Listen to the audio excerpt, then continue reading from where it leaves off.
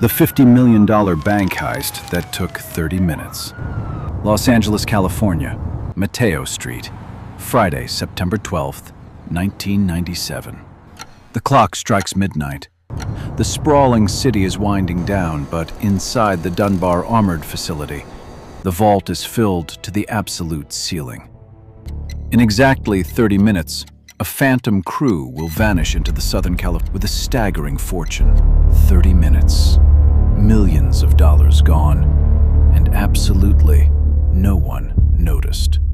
While internet legends and hushed rumors have inflated this legendary score to a mythical $50 million over the years, the factual reality of the Dunbar armored robbery, which netted a massive $18.9 million in cold, hard cash, it was the largest cash heist in United States history at the time.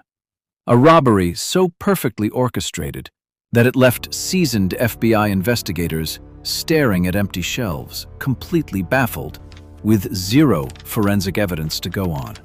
Forget the Hollywood blockbusters. This is the true anatomy of the ultimate inside job. To pull off an impossible crime, you don't need an army of international mercenaries or high-tech laser equipment. You just need the man holding the keys. Enter Alan Pace, a trusted regional safety inspector for Dunbar. His literal job description was to find the fatal flaws in the company's security system. Pace didn't just know the layout of the Los Angeles depot. He knew its soul.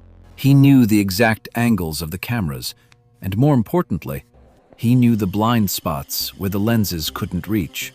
For months, he walked those concrete halls in his uniform, quietly taking mental notes, timing the guards' lunch breaks, and memorizing the vault's intricate locking mechanisms.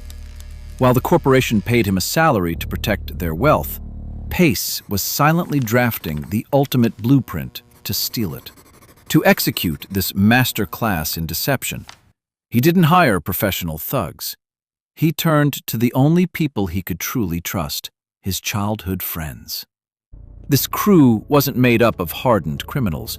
They were ordinary guys driven by a highly disciplined, extraordinary plan. Pace trained them like a covert military unit. In an empty apartment, they taped out floor plans, rehearsed every single movement, and learned the precise layout of the depot until it was muscle memory. The chosen night was a Friday. Friday meant peak cash flow, with armored trucks dropping off weekend deposits from businesses across Los Angeles. As the calendar rolled over to 12:01 a.m. on Saturday, the facility was entirely locked down. But a fortress is completely useless if the enemy is already inside the gates. Using his key card clearance, Pace casually unlocked a side door and let his heavily armed, masked crew slip quietly into the staff cafeteria. The trap was perfectly set, waiting to be sprung. The execution was a terrifying symphony of precision. There was no chaotic shouting, no reckless gunfire, and no panic. It was dead silent. As the unsuspecting guards stepped into the cafeteria one by one for their scheduled breaks, they were instantly ambushed and subdued by the phantom crew. Zip ties tightly secured their wrists. Not a single drop of blood was spilled, and not a single alarm was tripped. With the guards neutralized, Pace used his intimate knowledge of the camera blind spots to guide his team directly to the vault. They knew exactly which security feeds to sever and which internal sensors to bypass. When those heavy steel doors swung open, they revealed literal mountains of bundled cash. The clock was ticking. They had exactly 30 minutes before the next shift arrived. Working with frantic but highly organized energy, the crew loaded bag after heavy bag of untraceable, non-sequential bills into a waiting U-Haul truck. When the LAPD and the FBI finally breached the facility, they stepped into a detective's worst nightmare. For years, these ghosts enjoyed their stolen riches in the shadows.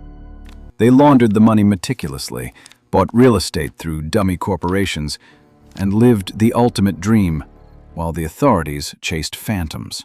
But in the world of high-stakes crime, perfection is merely an illusion, and human nature is always the ultimate liability.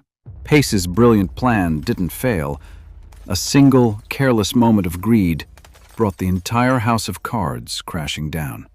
One of the crew members, Eugene Lamar Hill, made a fatal error. He paid a real estate broker with a fixed stack of bills, still tightly wrapped in the original stamped currency bands from the Dunbar heist. That single strip of paper was the thread the FBI needed to unravel the entire conspiracy. The flawless 30-minute heist took years to finally solve, proving that while a mastermind can outsmart any security system in the world, no one can ever outrun human error.